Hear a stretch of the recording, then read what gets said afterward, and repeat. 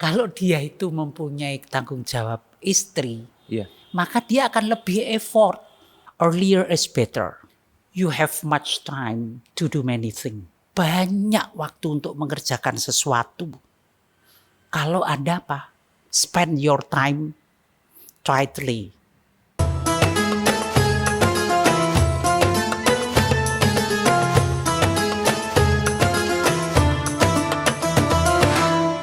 Ramadan bersama Bapak. Ini episode pertama. Jadi ada beberapa pertanyaan Pak yang nantinya akan kami tanyakan. Kemarin kita udah lempar question box. Ada pertanyaan pertama itu Pak, katanya kalau nikah itu mendatangkan rezeki. Tapi kenapa banyak orang yang cerai karena masalah perekonomian Pak? Lalu Pak, pertanyaannya, bagaimana konsep rezeki menurut Allah gitu Pak? Ya, terima kasih untuk pertanyaannya. Jadi begini, Allah itu memerintahkan kepada kita untuk berikhtiar, berusaha, ya, supaya mendapatkan sesuatu yang diinginkan. Termasuk di sini adalah rezeki. Nah, Allah itu di dalam perintahnya itu mengandung suatu edukasi atau pendidikan. Ya, memang yarzuqu may yasha. Allah itu memberikan rezeki kepada siapapun yang dikehendaki. Tetapi ya, yang dikehendaki Allah itu adalah orang yang memenuhi syarat untuk mendapatkan rezekinya. Apakah orang tersebut, ya, individu tersebut itu mampu meraih rezekinya Allah? Ya kan? Nah, pertama, apakah orang tersebut itu sudah berusaha? Iya. Tuh, ya. Karena apapun tanpa usaha itu tanpa effort Allah tidak menghargai.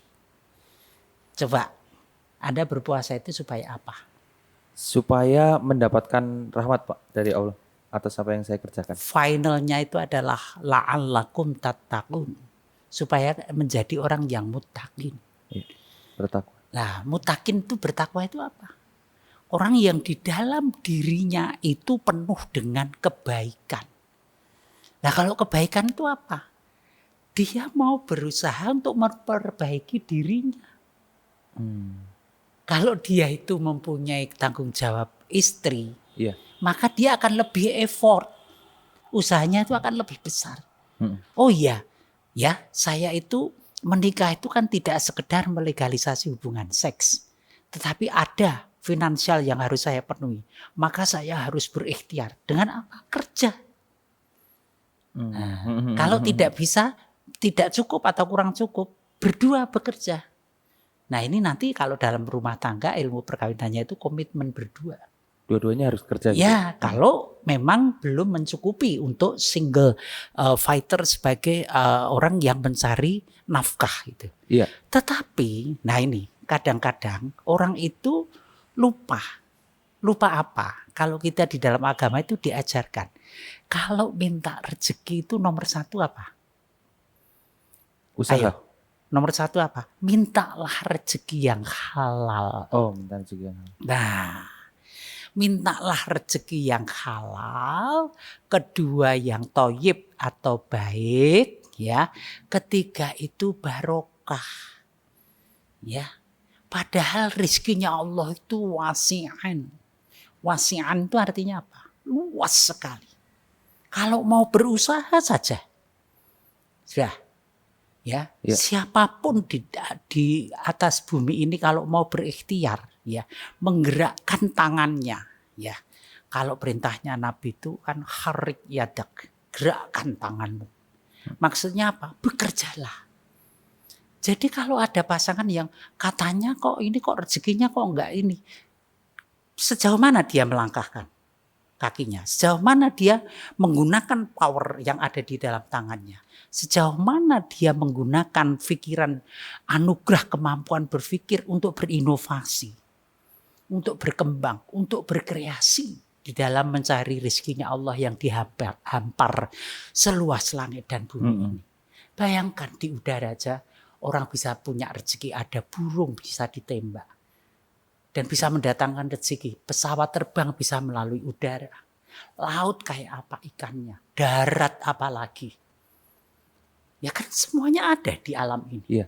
Nah ini yang harus ini. Jadi jangan istilahnya kalau saya itu jangan, misalnya saya pakai peci ya.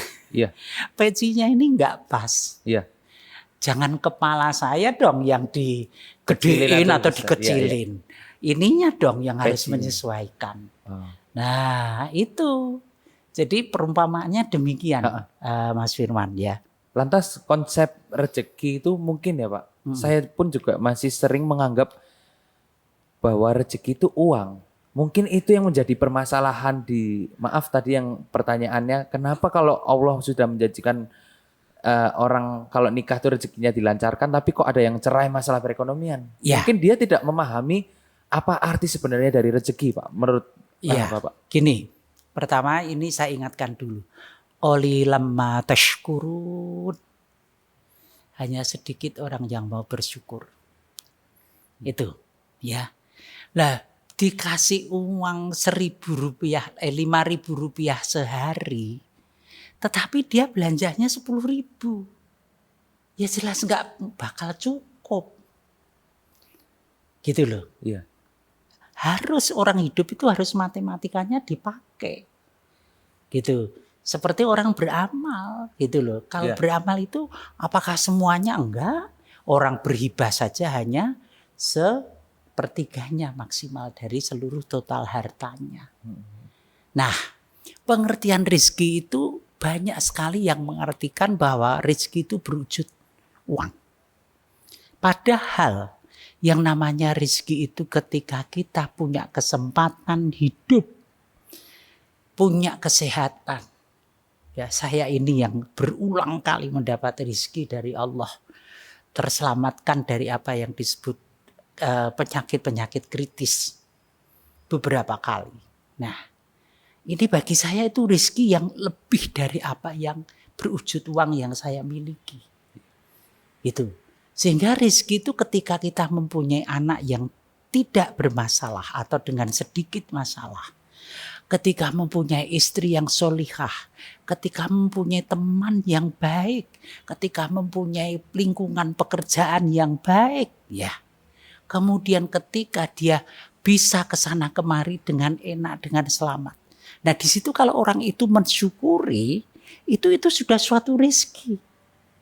Jadi rezeki itu tidak identik dalam wujud money, uang. Iya. Nah itu kesempatan, kemauan, kemampuan.